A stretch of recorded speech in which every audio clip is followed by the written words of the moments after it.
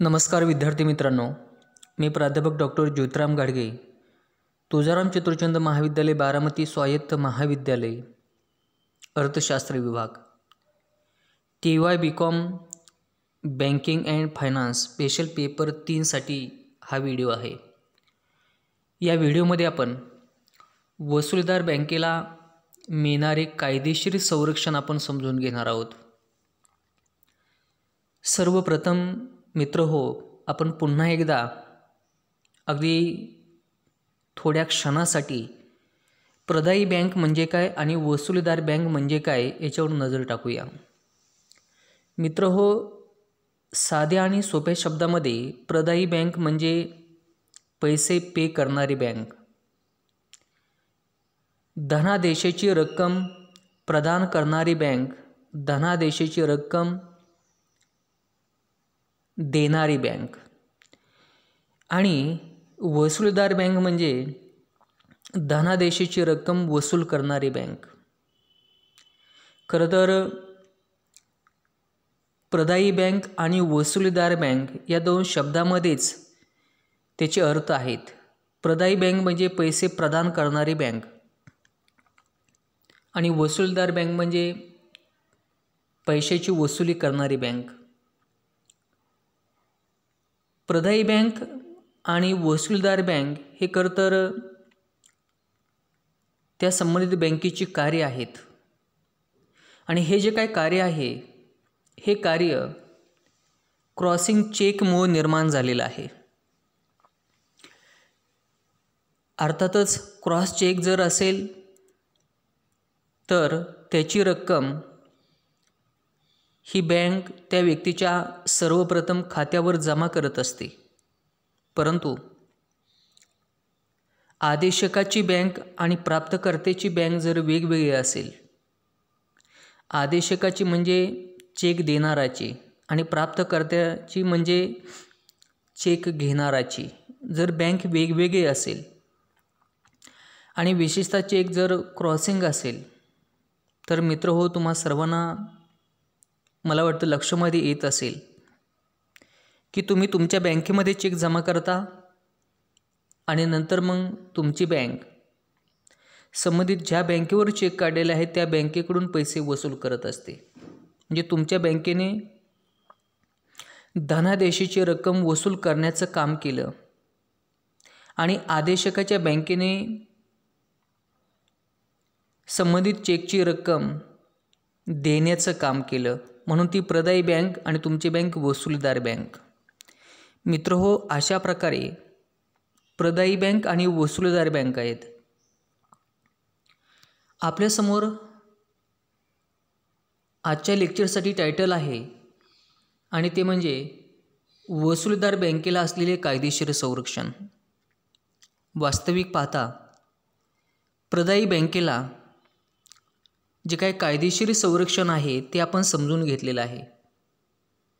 जसं प्रदायी बँकेला कायदेशीर संरक्षण मिळतं त्याप्रमाणेच वसूलदार बँकेला सुद्धा कायदेशीर संरक्षण मिळतं। कायदेशीर संरक्षण म्हणजे कायद्यानुसार त्या संबंधित बँकांना मिळणारं संरक्षण। प्रदायी बँक ही पैसे देणारी बँक असते, धनादेशाची रक्कम प्रदान करणारी बँक असते आणि त्या कारणामुळं जर संबंधित धनादेशाची रक्कम प्रदायी बँकेने प्रदान केली म्हणजे देऊ केली आणि भविष्यकाळामध्ये इतर कुठलीही परिस्थिती निर्माण झाली तरी अशा प्रसंगी प्रदायी बँकेला कायद्यानुसार संरक्षण मिळतं।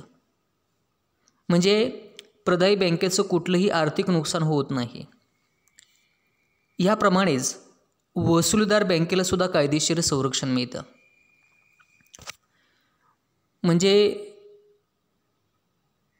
वसूलदार बँकेने चेक ज्या बँकेवर काढलेला आहे त्या बँकेकडून धनादेशाची रक्कम वसूल केली आणि वसूल केल्यानंतर संबंधित रक्कम प्राप्तकर्त्याला देऊ केली, तर अशा प्रसंगी त्या संबंधित वसूलदार बँकेला कायदेशीर संरक्षण मिळतं. खरं तर कोणत्या प्रसंगी वसूलदार बँकेला कायदेशीर संरक्षण मिळतं, त्यासाठी कोणत्या अटी आहेत, कोणत्या अटींची पूर्तता होणं आवश्यक आहे, हे आपल्याला या टायटलमध्ये समजून घ्यावायचं आहे. मित्रहो, वसूलदार बँकेला कायदेशीर संरक्षण मिळण्यासाठी ज्या अटींची पूर्तता होणं अपेक्षित आहे, त्यामध्ये सर्वप्रथम आपण पाहतोया रेखांकित चेकची वसुली. रेखांकित चेक म्हणजे चेक कसा आहे, रेखांकित आहे, क्रॉस्ड चेक आहे. आणि अशा चेकची वसुली ही वसूलदार बँक करत आहे. ग्राहकाकडून केवळ सामान्य रेखांकित धनादेश किंवा विशेष रेखांकित धनादेश हा वसुलीसाठी वसूलदार बँकेने स्वीकारल्यास वसूलदार बँकेला कायदेशीर संरक्षण प्राप्त होते. परंतु चेक बँकेत सादर होण्यापूर्वी रेखांकित केलेला असणे आवश्यक आहे. मित्रहो, लक्षामध्ये असू द्या की रेखांकन कसं आहे, सामान्य रेखांकन आहे, रेखांकन कसं आहे, विशेष रेखांकन आहे. आणि अशा धनादेशाची वसुली वसूलदार बँक करत आहे. साहजिकच धनादेशाची वसुली करण्याचं कार्य कोण करत आहे, तर वसूलदार बँक करत आहे. आता धनादेशाची वसुली म्हणजे काय, तर मी तुम्हाला चेक दिलेला आहे, पण माझी बँक आणि तुमची बँक वेगवेगळी आहे. आणि विशेषतः मी तुम्हाला रेखांकित धनादेश दिलेला आहे. आता माझी बँक आणि तुमची बँक वेगवेगळी असल्यामुळं तुम्हाला सर्वांना माहीत आहे की रेखांकित चेकची रक्कम ही खात्यावर जमा होत असते. त्यामुळं तुम्ही तुमचं अकाउंट ज्या बँकेमध्ये आहे त्या बँकेमध्ये तो चेक तुम्ही सबमिट करणार. मग तुमची बँक काय करणार, माझ्या बँकेकडून धनादेशाची रक्कम वसूल करणार. म्हणजे याचा अर्थ तुमच्या बँकेला कार्य कोणतं करावं लागत आहे, तर चेकची वसुली करायची, धनादेशाची वसुली करायची. परंतु धनादेशाची वसुली करत असताना संबंधित आपण या ठिकाणी गृहीत काय पकडलेलं आहे, धरलेलं आहे की चेक कसा आहे, रेखांकित आहे. आणि त्यामुळं त्या तुमच्या बँकेकडं म्हणजे वसूलदार बँकेकडं जो काही चेक जमा केलेला आहे तो कसा असला गेला पाहिजे, रेखांकित असला पाहिजे. आणि खरं तर हे रेखांकन हे बँकेत तो चेक सादर होण्यापूर्वी असणं आवश्यक आहे. याचा अर्थ काय, तर कोणत्याही वसूलदार बँकेला एखादा चेक स्वतः रेखांकित करून कायदेशीर संरक्षण मिळवता येत नाही. म्हणजे हे जे काही रेखांकन आहे हे रेखांकन कुणी केले पाहिजे, तर आदेशकाने केले पाहिजे. म्हणजे मी तुम्हाला चेक दिलेला आहे, याचा अर्थ त्या चेकचं रेखांकन मीच केलं पाहिजे. असं नव्हे की मी तुम्हाला दिलेला चेक हा बेरर चेक आहे आणि तो चेक तुम्ही तुमच्या बँकेमध्ये जमा केला आणि नंतर मग तुमच्या बँकेनं त्याचं काय केलं, रेखांकन केलं. म्हणजे कुठल्याही बँकेला संबंधित चेकचं रेखांकन करण्याचा अधिकार नाही. चेक बुक देण्याचं कार्य फक्त बँका करतात. परंतु त्या चेकचं रेखांकन करण्याचा अधिकार मात्र केवळ आदेशकाला आहे, म्हणजे चेक लिहिणाराला आहे. हे लक्षामध्ये असू द्या. म्हणजे रेखांकित किंवा विशेषतः धनादेशाचं रेखांकन करण्याचा अधिकार वसूलदार बँकेला नाही. आणि जर धनादेशाचं स्वतः वसूलदार बँकेनं रेखांकन केलं आणि उद्या इतर कुठले आर्थिक प्रश्न तयार झाले किंवा इतर कुठलेही प्रश्न तयार झाले, तर अशा प्रसंगी या कलेक्टिंग बँकरला लीगली प्रोटेक्शन मिळू शकणार नाही. याचा अर्थ कलेक्टिंग बँकरला म्हणजे वसूलदार बँकेला कायदेशीर संरक्षण केव्हा प्राप्त होईल की जेव्हा बँकेत चेक येण्यापूर्वी तो चेक रेखांकित होता. म्हणजे याचा अर्थ हे रेखांकन आदेशकानं रेखांकन केलेलं आहे असं ग्राह्य धरलेलं असतं. एकंदरीत आपण रेखांकित धनादेशाची वसुली जर वसूलदार बँकेने केली तरच वसूलदार बँकेला कायदेशीर संरक्षण मिळतं हे या ठिकाणी आपण समजून घेतलेलं आहे. हे रेखांकन करण्याचा अधिकार वसूलदार बँकेला नाही तर तो केवळ आदेशकाला आहे, हे लक्षामध्ये राहू द्या. मित्रहो, पुढचा एक भाग आहे तो म्हणजे अभिकर्ता या नात्याने वसुली. वसूलदार बँक धनादेशाची रक्कम वसूल करत असते. चेक ज्या बँकेवर काढलेला आहे त्या बँकेकडून म्हणजे प्रदायी बँकेकडून धनादेशाची रक्कम वसूल करत असते. आता ही जी रक्कम वसूलदार बँक वसूल करत आहे ती कोणत्या नात्याने कोणत्या अधिकारातून रक्कम वसूल करत आहे हे सर्वात महत्त्वाचं आहे. अतिशय सिंपल गोष्ट आहे. मित्रहो, वसूलदार बँक जी काही रक्कम वसूल करते ती अभिकर्ता या नात्याने रक्कम वसूल करत असते. मध्यस्थ म्हणून दोन किंवा ग्राहकाच्या मध्ये मध्यस्थ राहून त्या धनादेशाची रक्कम वसूल करत असते. आपल्या ग्राहकाचा अभिकर्ता किंवा हस्तक म्हणून चेकची वसुली केल्यास वसूलदार बँकेला कायदेशीर संरक्षण प्राप्त होते. यामध्ये प्रामुख्याने दोन बाबी महत्त्वाच्या असतात. त्यामध्ये नंबर 1 आहे तो म्हणजे बँकेचा खातेदार नसलेल्या व्यक्तीच्या चेकची वसुली केल्यास या बँकेला कायदेशीर संरक्षण प्राप्त होत नाही. विद्यार्थी मित्रांनो, आपण प्रदाय बँकेचं संरक्षण पाहत नाही, आपण वसूलदार बँकेला मिळणारं कायदेशीर संरक्षण समजून घेतोय. म्हणजे वसूलदार बँकेच्या बाबतीमध्ये आपण समजून घेतोय. बँकेचा खातेदार नसलेल्या व्यक्तीच्या चेकची वसुली केल्यास या बँकेला कायदेशीर संरक्षण मिळत नाही. साधी एक गोष्ट आहे की आपण कोणत्या बँकेमध्ये चेक जमा करतो, रेखांकित धनादेश कोणत्या बँकेमध्ये आपण जमा करतो, तर ज्या बँकेमध्ये आपलं अकाउंट आहे त्या बँकेमध्येच. याचा अर्थ कोणती बँक रेखांकित धनादेश सबमिट करून घेते, तर ज्याचं अकाउंट आहे त्या ग्राहकाच्याकडूनच संबंधित चेक जमा करून घेत असते. मित्रहो, बेरर चेक जर असेल तर हा बेरर चेक ज्या बँकेवर काढलेला आहे त्या बँकेमध्ये तो चेक जमा केला जातो आणि काउंटरवर रक्कम प्राप्त केली जाते. जरी त्या बँकेमध्ये अकाउंट जरी नसेल तरीसुद्धा बेरर चेकची रक्कम मिळवण्यासाठी प्राप्त करण्यासाठी तो चेक त्या बँकेमध्ये जमा करता येतो. कारण त्या चेकची रक्कम बँक काउंटरवर देत असते.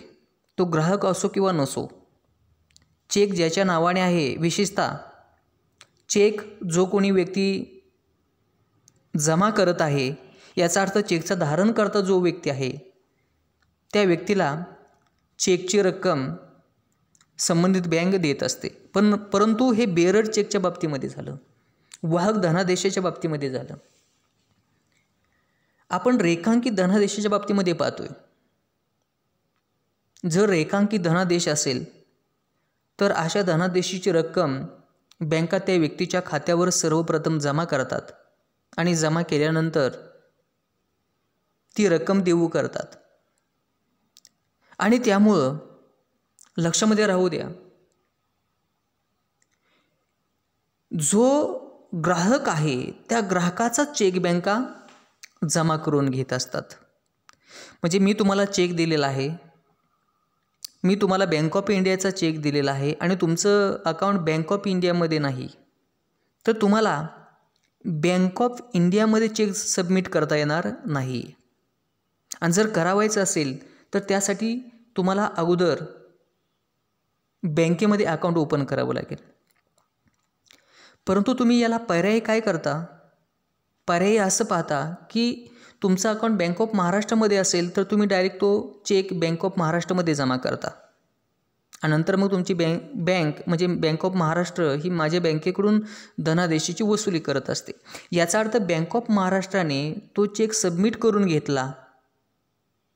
तो चेक सबमिट करताना तुम्ही ग्राहक आहात म्हणून चेक सबमिट करून घेतलेला आहे.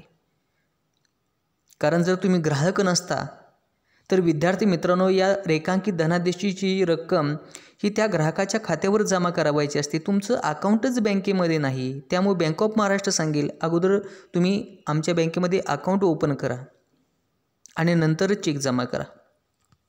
आणि म्हणून लक्षामध्ये असू द्या, अभिकर्ता या नात्याने वसुली. अभिकर्ता म्हणजे मध्यस्थ. खरं तर बँका, कोणत्याही बँका मध्यस्थ म्हणून कार्य करतात. अभिकर्ता म्हणजे एक प्रकारे एजंट, हस्तक म्हणून बँका कार्य करतात. दुसरी एक बाब आहे ती म्हणजे मूल्यार्थधारक म्हणून चेकची वसुली केल्यास बँकेला संरक्षण मिळत नाही. मूल्यार्थधारक म्हणजे याचा अर्थ मी अगोदरच्या लेक्चरमध्ये समजून सांगितलेला आहे.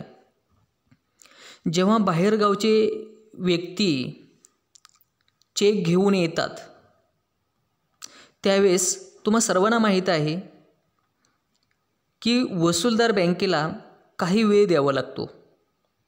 त्या धनादेशाची रक्कम वसूल करण्यासाठी काही वेळ द्यावा लागतो. आता गृहीत धरा बारामती शाखेमध्ये तो चेक सबमिट करावायचा आहे आणि व्यक्ती कुठला आहे तर पुण्यातील आहे. म्हणजे पुण्याहून समजा बारामतीला तो आलेला आहे. साहजिकच चेकची रक्कम वसूल करण्यासाठी 1 ते 2 दिवस जाणार आहेत. त्यामुळं बँक काय सांगेल की 2 दिवसानंतर या. परंतु तेवढी रक्कम प्राप्त करण्यासाठी किंवा तेवढ्या कामासाठी त्या व्यक्तीला परत येणं योग्य वाटत नाही किंवा पैशाची खूप गरज आहे, तातडीची गरज आहे. अशा प्रसंगी तुम्ही तुमच्या बँकेला काय कराल? विनंती कराल की मी खूप लांबून आलो आहे, दुरून आलो आहे, मला पैशाची खूप गरज आहे. त्यावेळेस तुमची बँक तुमची रिक्वेस्ट एखाद्या वेळेस मान्य करण्याची शक्यता आहे. जर तुमची रिक्वेस्ट मान्य तुमच्या बँकेने जर केली तर ती बँक काय करेल? त्या धनादेशाची रक्कम माझ्या बँकेकडून वसूल करण्याच्या अगोदरच स्वतःकडची रक्कम तुमच्या खात्यावर जमा करेल आणि त्याची रक्कम तुम्हाला देऊ करेल. आणि नंतर ज्यावेळेस माझ्या बँकेकडून रक्कम वसूल होईल त्यावेळेस रक्कम जी स्वतःकडची देऊ केलेली आहे ती रक्कम काय करेल? वळती करेल. वळती करेल म्हणजे काय? रक्कम प्राप्त करेल. याला मूल्यार्थधारक म्हणून कार्य म्हटलं जातं. म्हणजे बँका मूल्यार्थधारक म्हणून कार्य करतात म्हणजे काय? अगदी साध्या आणि सोप्या शब्दामध्ये किंवा थोडक्यात काय तर बँका धनादेशाची रक्कम वसूल होण्याच्या अगोदरच ग्राहकाला त्याची रक्कम स्वतःकडची देतात आणि ज्यावेळेस रक्कम वसूल होते त्यावेळेस ती रक्कम स्वतःकडे वळती करतात. याला मूल्यार्थधारक म्हणतात. मित्रहो, लक्षामध्ये असू द्या, वसूलदार बँकेचं आपण कायदेशीर संरक्षण समजून घेतोया. जर वसूलदार बँकेनं अशा प्रकारे मूल्यार्थधारक म्हणून कार्य केलं असेल तर या वसूलदार बँकेला कायदेशीर संरक्षण प्राप्त होत नाही. सर्वात महत्त्वाची गोष्ट आहे. म्हणजे असं गृहीत धरा तुमच्या बँकेनं म्हणजे वसूलदार बँकेनं रक्कम माझ्या बँकेकडून वसूल करण्याच्या अगोदरच तुम्हाला देऊ केली आणि देऊ केली परंतु संबंधित धनादेश हा वसुलीसाठी माझ्या बँकेकडे पाठवला आणि त्याच वेळेस मी बँकेला स्टॉप पेमेंटची ऑर्डर केली. म्हणजे हा चेक वटवू नका असं सांगितलं तर वसूलदार बँक अडचणीमध्ये सापडली. अडचणीमध्ये कशी सापडली? एक तर त्या धनादेशाची रक्कम तुम्हाला ॲडव्हान्समध्येच अगोदर देऊ केलेली आहे, पण दुसऱ्या बाजूला माझ्या बँकेकडून ती रक्कम वसूल झालेली नाही.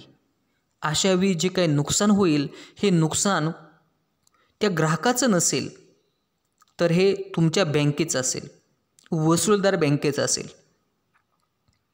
म्हणजे याचा अर्थ मूल्यार्थधारक म्हणून वसूलदार बँकेनं कार्य केलं आणि त्यावेळेस जर आर्थिक प्रश्न तयार झाला किंवा परिस्थिती उद्भवली, चेक जर वटला गेला नाही तर नुकसान हे वसूलदार बँकेचं असतं. अशा प्रसंगी वसूलदार बँकेला कायदेशीर संरक्षण मिळत नाही म्हणजे काय, तर नुकसान स्वतःला सहन करावं लागतं.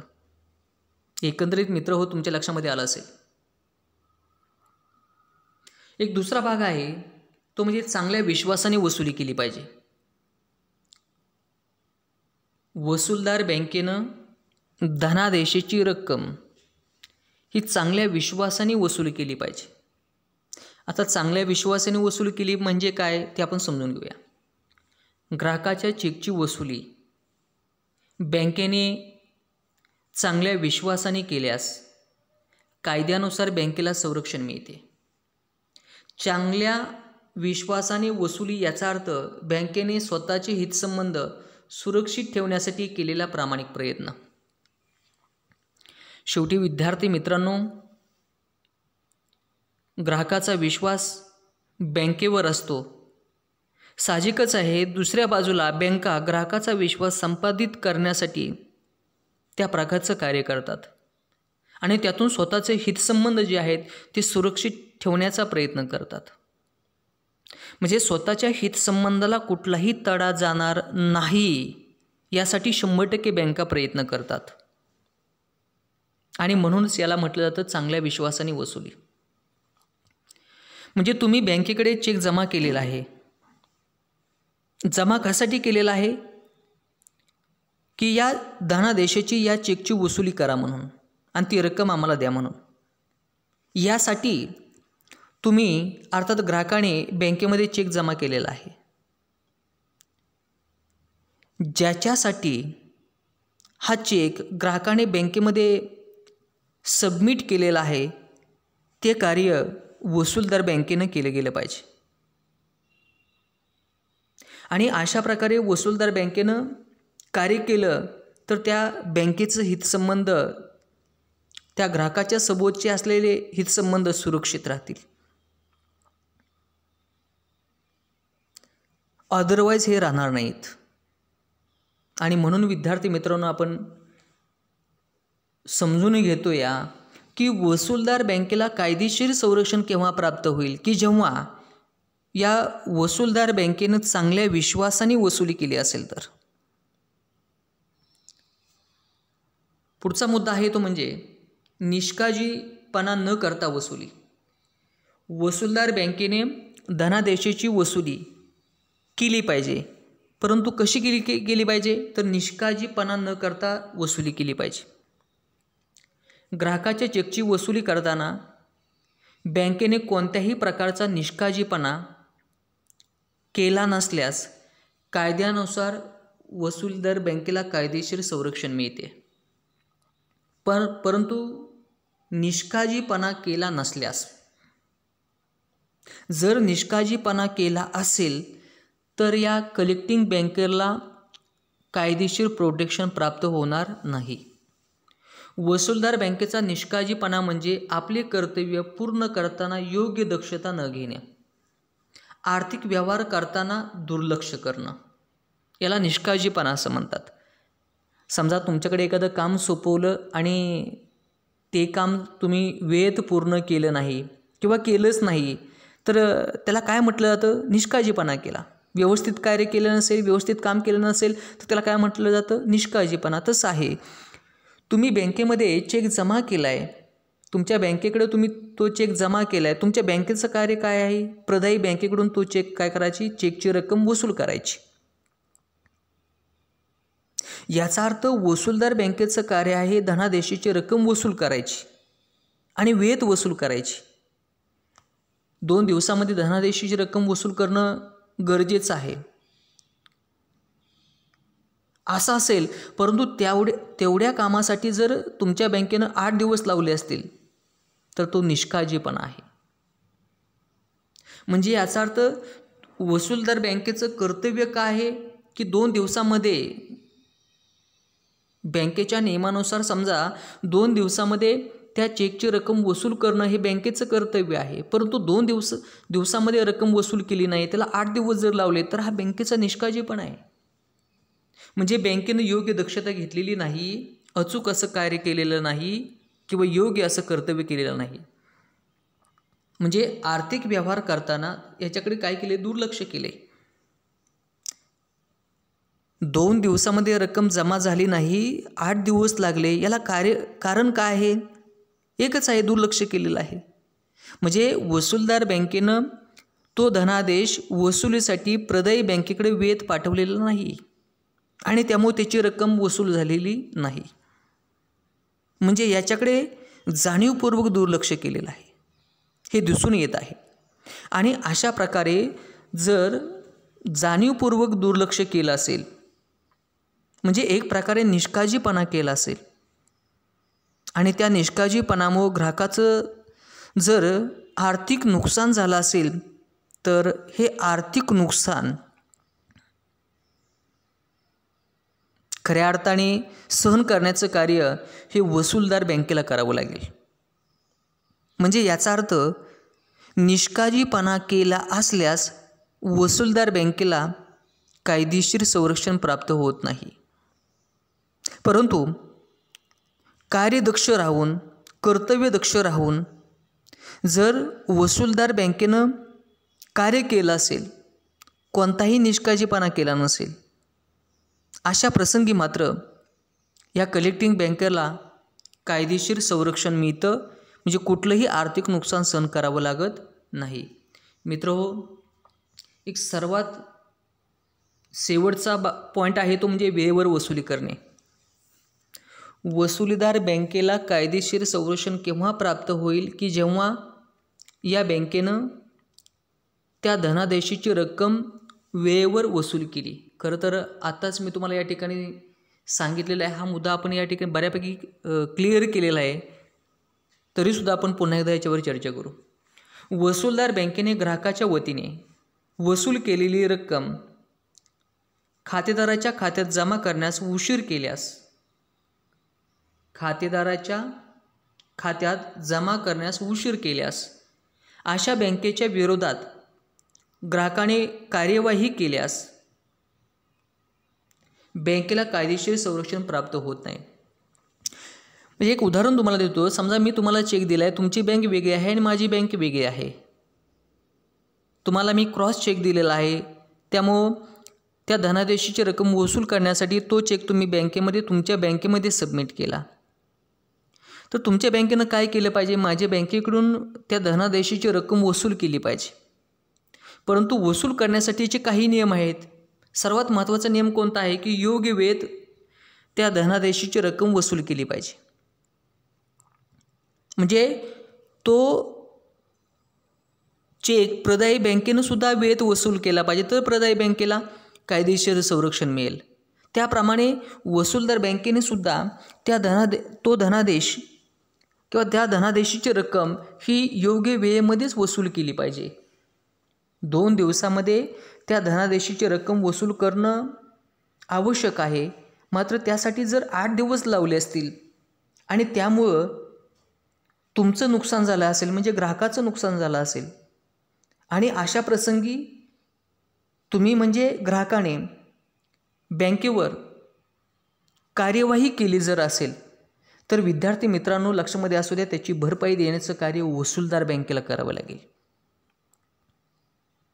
म्हणजे एक प्रकारे निष्काळजीपणा केला, वेळेवर त्या धनादेशाची वसुली केली नाही आणि त्यामुळे तुमचं नुकसान झालं आणि तुम्ही जर बँकेवर कार्यवाही केली, तर लक्षामध्ये असू द्या, त्या नुकसानीची भरपाई तुमच्या बँकेला करावी लागेल. म्हणजे याचा अर्थ तुमच्या बँकेला कायदेशीर संरक्षण मिळालेलं नाही. परंतु दुसऱ्या बाजूला लक्षामध्ये असू द्या की कुठलाही निष्काळजीपणा केला नाही आणि त्या धनादेशाची वेळेवर वसूल केली, तर अशा प्रसंगी तुम्ही म्हणजे ग्राहकाने कितीही वेळा बँकेवर कार्यवाही केली, तर लक्षामध्ये राहू द्या की बँकेला कायदेशीर संरक्षण मिळतं. बँकेचं कुठलंही आर्थिक नुकसान होत नाही. कारण कर्तव्यदक्ष राहून, कार्यदक्ष राहून तुमच्या बँकेनं कार्य केलेलं आहे, त्या धनादेशाची रक्कम वसूल केलेली आहे आणि त्यामुळे 100% लीगली प्रोटेक्शन हे कलेक्टिंग बँकेला प्राप्त होईल. अशा प्रकारे विद्यार्थी मित्रांनो, या व्हिडिओमध्ये आपण वसूलदार बँकेला मिळणारं कायदेशीर संरक्षण आपण पाहिलं.